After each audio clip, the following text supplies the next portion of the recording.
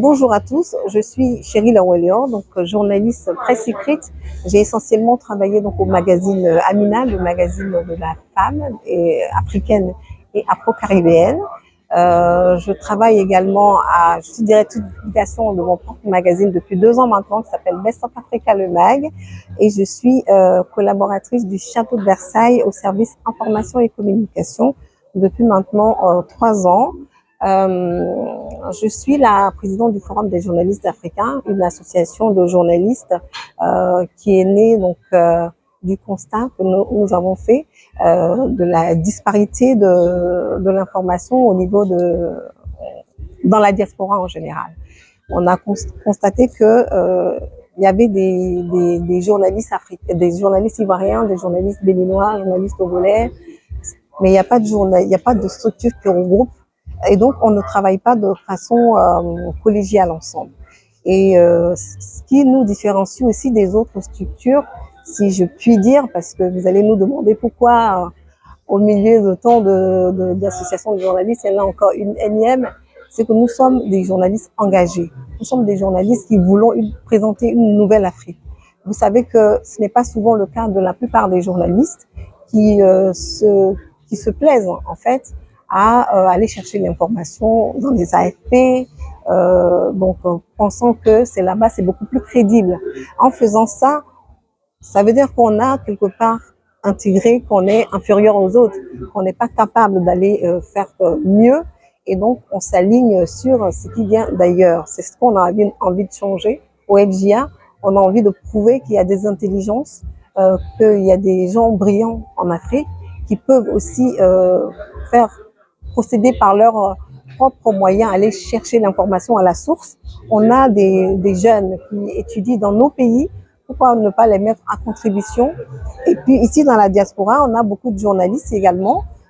Pourquoi ne pas aller, grâce à notre statut de journaliste, avec notre carte de presse, rentrer dans des endroits où l'information est très souvent cachée, elle est disponible. Moi, c'est ça aussi le constat que j'ai fait, c'est que l'information, elle est disponible. Donc, vous pouvez pas dire qu'elle n'existe pas, simplement, elle est cachée. Voilà, donc il faut un effort soi-même pour aller chercher. C'est comme quand on dit il faut aller pêcher soi-même pour pouvoir dîner et avoir son indépendance. C'est un peu ça. Donc, c'est un peu la mentalité ici au FJA. Je ne sais pas si j'ai totalement répondu à votre question. Justement, parlant de culture, oui. Vous avez fait référence tout à l'heure à Feu Professeur Kalala, concernant ses travaux et tout ça. Oui. Quel est le lien que vous faites justement en faisant référence au professeur, et quels sont les éléments de valeur que vous voulez mettre en avant concernant le professeur Kalala à travers la FJA? Oui. Vous savez que le professeur Kalala était dans une démarche de déconstruction de ce qu'on nous a appris jusqu'aujourd'hui. Et on se rejoint là-dessus.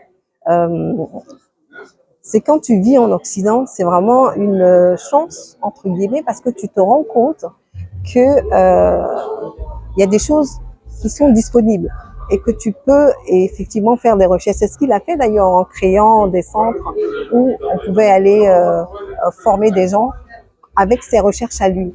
Et c'est dans cette démarche que nous sommes. C'est pourquoi c'est pour nous un aîné naturel, si vous voulez. C'est un aîné qui nous a donné beaucoup comment je vais dire, de baume au cœur quand il prenait la parole, parce qu'il n'avait pas peur de dire les choses, et il n'était pas dans la vindicte. Le FJA n'est pas dans la vindicte, dans la provocation ou dans comment dire, dans la recherche de conflits, de rapports conflictuels. Le FJA est juste là dans un rapport de rétablissement de la vérité. Parce que celle qu'on nous a contée jusqu'à aujourd'hui, ce n'est pas la réalité. L'Africain est celui qui a apporté la civilisation au monde entier. Ça, c'est factuel. Il suffit de chercher. Mais est-ce que le fait de vouloir justement mettre un coup de pied dans la fourmilière en rétablissant la vérité, ce n'est pas s'attirer la foudre justement de ceux qui ont voulu cacher cette vérité dès le départ? Oui, elle a été cachée jusqu'à maintenant. Donc, évidemment, ça dépend de comment on combat. Le combat que nous menons est un combat intellectuel. On ne vient pas dans la vindicte, dans l'insulte. Donc, il n'y a pas de voie possible d'aller au conflit direct avec les gens, puisque dans notre démarche, nous essayons simplement de rétablir des choses avec des preuves. Donc, encore une fois, c'est factuel. Ce que nous disons, ce ne sont pas des inventions, ce ne sont pas des choses que nous allons chercher pour, comment dire, chercher le conflit. C'est simplement la vérité que nous rétablissons. Donc, jusque-là, il n'y a pas de problème.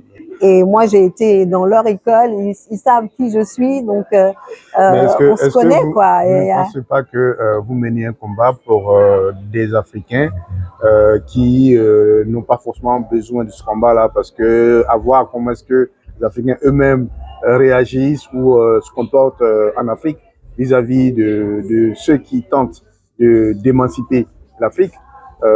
Est-ce que vous ne pensez pas que vous êtes en train de mener un combat un peu, on va dire, je dirais pas inutile, mais qui n'a pas forcément en phase avec les envies ou les besoins de la majorité de ceux qu'on voit se comporter en Afrique, par exemple. Mais c'est vrai, c'est ce que je disais tout à l'heure. Je disais que il y a certains, encore de nos jours, en 2024, qui pensent qu'il faut avoir un référent occidental pour exister. Et donc, c'est un vrai combat de ce niveau-là, mais il faut vous détromper. Aujourd'hui, la jeunesse africaine a soif de ce qu'elle est. Elle le revendique de plus en plus, et à juste titre. Donc, nous accompagnons et moi, je pense que c'est les plus nombreux. Ceux qui sont éveillés actuellement et qui ont envie que les choses changent, nous sommes plus nombreux que ceux qui se complaisent encore. Et de toute façon, c'est la chose, elle est inexorable. La démarche, elle est inexorable. On ne pourra plus revenir en arrière. C'est parti, en avant, et il faut continuer à mettre l'Afrique, comment dire ça, ce que les Africains, il faut qu'on continue à mettre ça sur la place, à promouvoir sur la table. D'accord. Voilà.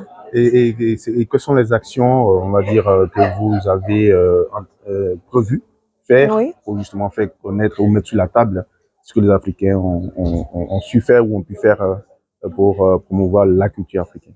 Les actions. Alors, les actions, alors on a initié ce qu'on appelle les après-midi littéraires, où il y a des écrivains qui viennent et qui ont travaillé, mais c'est pas n'importe quel écrivain, ce sont des écrivains engagés, donc qui viennent à présenter un point de l'histoire à notre jeunesse, à nos aînés, ceux qui ne sont pas au fait. Donc, ces journalistes-là viennent expliquer. Par exemple, on a eu quelqu'un qui nous a témoigné de la période de la guerre de Tiaroy, là, et qui nous a parlé de son père qui était parmi ces gens-là, et comment aujourd'hui il y a des difficultés pour reconnaître ce qu'ils ont fait.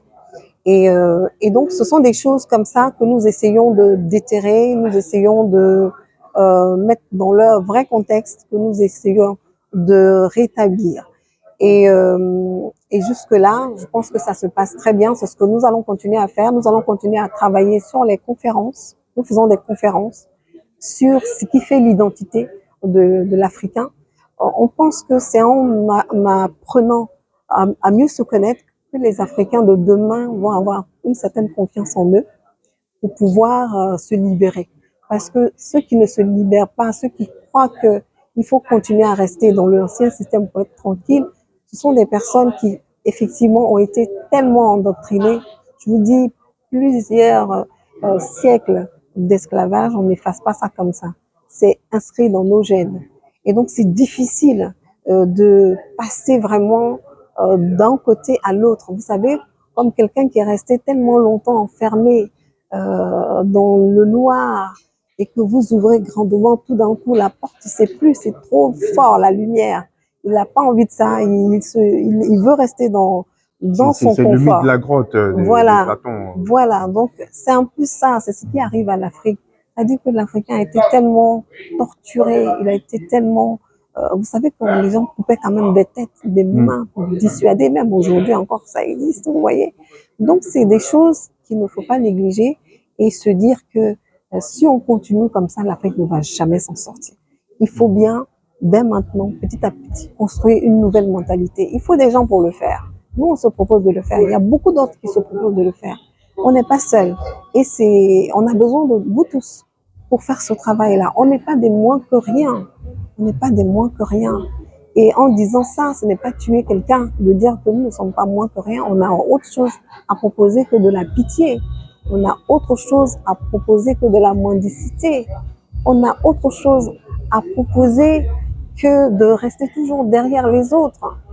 Quand on a été suffisamment devant, c'est pour ça que je revenais tout à l'heure sur l'histoire de l'Afrique. On était devant. C'est nous qui avons fait l'Égypte antique, vous savez, dont tous les Platons là sont venus s'inspirer. Donc il faut revenir à cela. C'est vrai qu'entre les deux, il y a eu beaucoup de brimades, il y a eu beaucoup de tortures, et à cause de ça, il y a la peur qui est là. C'est la peur. Mais il faut surpasser cette peur-là et il faut construire une nouvelle Afrique. Et c'est possible. C'est possible. Il ne faut pas se décourager. Il faut continuer dans ce sens. Merci, Présidente. Je vous en prie. Je vous en prie. Au revoir.